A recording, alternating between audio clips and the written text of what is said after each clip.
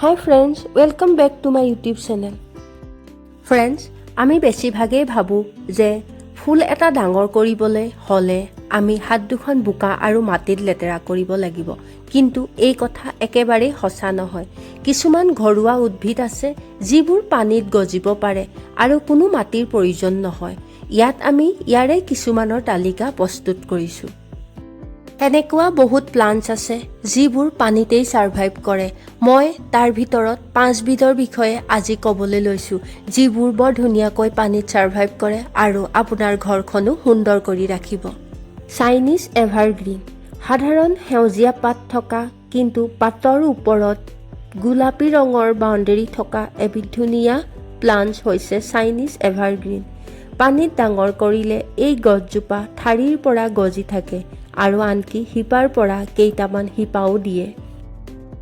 Spider plant, spider plant air purify আৰু সহজ যত্নৰ বাবে বিখ্যাত আৰু সকলোতকৈ ভাল কথাটো হ'ল আনকি ইহঁতক কেৱল পানীতেই বংশবৃদ্ধি কৰিব পাৰি। পানীত স্পাইডাৰ প্লান্ট ৰাখিলে পাতবোৰ দীঘলীয়া হয়।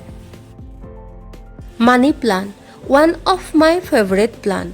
মানি প্লান্ট পানীত বৰ ধুনীয়াকৈ সাৰ্ভাইভ কৰে আৰু মানি প্লান্ট ৰাখিলে ঘৰখনলৈ পজিটিভিটি আহে বুলি কয়। লাকি বেম্বো বা ভাগ্যৱান বাঁহ, এই লাকি বেম্বো মোৰ প্ৰিয় লিষ্টৰ ভিতৰত এবিধ প্লান্ট হয়। লাকি বেম্বোক চিম্বল অফ গুড ফৰচুন বুলি কয়। সৌভাগ্য আৰু সমৃদ্ধিৰ প্ৰতীক বুলি বিশ্বাস কৰা হয়।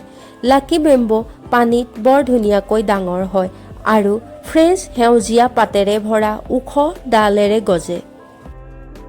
পানীত ফুল ৰাখিলে সপ্তাহত এবাৰ পানীখিনি সলাই নতুন পানী দিব। স্নেক প্লান্ট, নাছাই ৰিকমেণ্ড কৰা এয়াৰ পিউৰিফাইং প্লান্ট। এই স্নেক প্লান্ট বায়ু বিশুদ্ধকৰণ ক্ষমতাৰ বাবে জনাজাত। স্নেক প্লান্ট পানীৰ বটল বা বাটিত ডুবাই ৰাখিব আৰু সময়ৰ লগে লগে নতুন শিপা গজিবলৈ আৰম্ভ কৰে। পানীত ৰাখিলে ফুলবোৰৰ এটাই আমাৰ এডভান্টেজেছ আছে, আমি ইয়াক যিকোনো জেগাত বা যিকোনো ঠাইতে ৰাখিব পাৰোঁ। আপুনি kitchen, bathroom, bedroom, drawing room, living room সকলোতে ৰাখিব পাৰে আৰু ঘৰখন শুৱনি কৰে। ফ্ৰেণ্ডছ, ভিডিঅ'টো কেনেকুৱা পালে চাই জনাব আৰু যদি ভাল পালে লাইক, শ্বেয়াৰ আৰু কমেণ্ট কৰি দিব। পুনৰ নতুন এটা ভিডিঅ'ত লগ পোৱাৰ প্ৰতিশ্ৰুতিৰে আজিলৈ বিদায় লৈছোঁ। ধন্যবাদ।